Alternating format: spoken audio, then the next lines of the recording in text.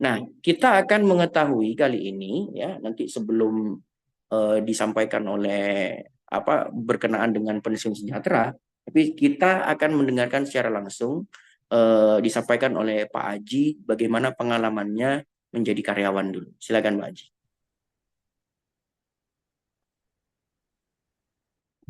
Baik, terima kasih Pak.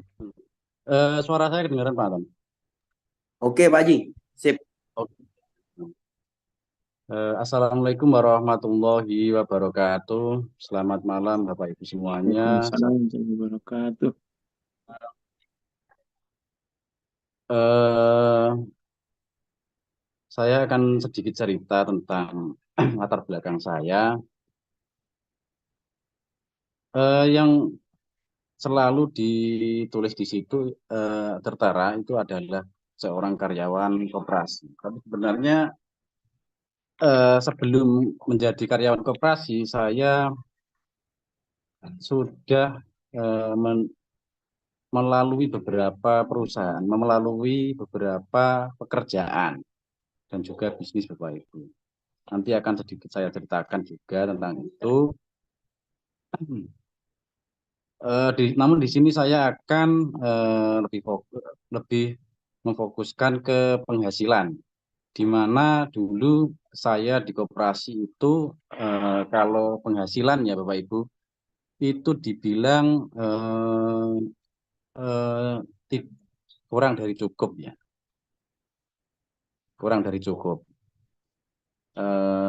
Kalau sekarang itu kan rata-rata penghasilan di Tuban saja itu UMR Tuban itu 2,3 juta ya. Kalau saya dulu di koperasi itu masih separuhnya UMR Tuban sekarang. Dan saya saat itu menginginkan sekali penghasilan saya itu bisa menjadi eh, 2 kali lipat atau mungkin bisa menjadi 3 kali lipatnya dari penghasilan saya. Jadi saya bisa berpenghasilan segitu. Namun saya juga berpikir kalau saya tetap di koperasi dan saya tetap mengandalkan koperasi, saya yakin tidak akan bisa Bapak Ibu. Karena saya melihat dari senior saya di koperasi itu yang sudah 3 tahun, 5 tahun, bahkan 10 tahun, itu penghasilannya yang 10 tahun ya, itu mentok-mentok itu 5 juta, mentok di 10 tahun. Yang 5 tahun sekitaran 2 sampai 3 juta. Jadi kalau saya pengen penghasilan 3 juta, ya harus eh, bertahan di koperasi itu minimal 5 sampai 10 tahun gitu ya. Oke, di koperasi seperti itu.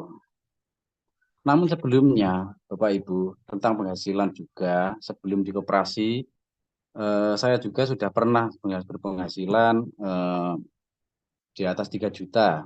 Itu pernah saya terima dulu saat saya kerja di minimarket, Alfamart tepatnya. Itu sudah pernah. Dan juga saya juga pernah sebelumnya, sebelum di koperasi, itu kerja di perusahaan pembiayaan, yaitu di FIF. Ya, di leasing ya Bapak Ibu, itu juga pernah melebihi penghasilan segitu. Tapi karena koperasi ini adalah pekerjaan saya terakhir sebelum saya kenal MB. Jadi saya memfokuskan di situ yaitu di koperasi. Di mana saat itu penghasilan saya kurang dari cukup, bukan lebih dari cukup, tapi kurang dari cukup. Awal saya kenal MB saat itu saya di koperasi. Jadi walaupun saya penghasilannya di koperasi itu kurang dari cukup Bapak Ibu, tapi di sini saya beruntung Bapak Ibu. Kenapa? Beruntungnya itu ada 2 macam. Pertama, saya bisa kenal dengan bisnis MW ini. Terus yang kedua, beruntungnya saya bisa bertemu dengan jodoh saya, yaitu Bu Iva. Yaitu berawal dari koperasi ini. Jadi kalau saya tidak melewati koperasi ini ya tidak mungkin lah saya bisa bertemu istri saya dan juga tidak mungkin bisa di MW. Saat itu saya bisa masuk MW atau bisa bergabung di bisnis MW saat saya kerja di koperasi dan waktu itu juga di samping di koperasi saya pernah menjalankan bisnis online. Bisnis online semacam kalau Bapak Ibu sekarang mengenalnya itu money game ya, seperti itu. Money game yang dulunya dengan berkedok investasi yang sangat-sangat menguntungkan, tapi ujung-ujungnya eh, uang saya malah hilang, tidak tidak kembali sedikit pun. Di situ saya dapat sebuah grup, dimasukkan grup di bisnis saya itu. Lama dan suatu saat Pak Imam, apen saya itu mengeser atau mengundang saya untuk masuk di grup bimbingan beliau yang saat itu namanya grup bimbingan Building the Dream. Ya, jadi Bapak Ibu yang lama atau mungkin yang sudah senior pasti tahu apa itu grup bimbingan Building the Dream atau bisa dikatakan BTD. Itu nama bimbingan yang dulu ya Bapak Ibu. Kalau sekarang kan sudah berganti-ganti, ada yang PMR, ada yang TED, jadi sudah sangat banyak sekarang. Itu. Di situ saya tidak langsung mengiyakan apa yang diberikan atau diajak oleh Pak Imam. Jadi saya pengen tahu lebih banyak tentang undangan Pak Imam tersebut. Eh, Takutnya saya itu trauma karena pernah tertipu dengan bisnis money game yang telah saya lalui, yang telah saya ikuti.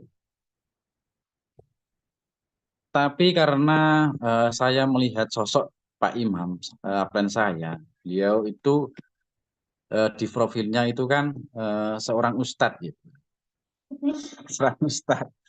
Jadi saya tiap hari japi beliau.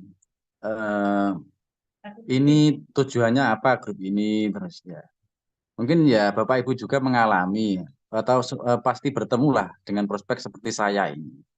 Tidak langsung mau apa gabung grup, tapi bertanya-tanya dulu, ingin tahu tujuan grup apa, ini nanti ada diarahkan kemana, ya pasti Bapak Ibu juga mengalami seperti itu.